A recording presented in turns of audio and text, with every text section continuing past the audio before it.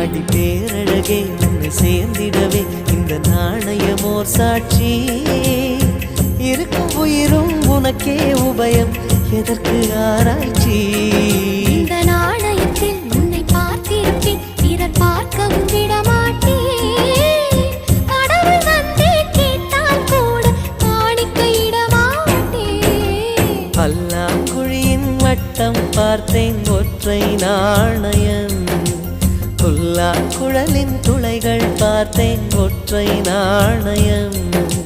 துடிக்கும் கண்களில் கண்மணி பார்த்தேன், கடிகாரத்தில் நேரம் பார்த்தேன்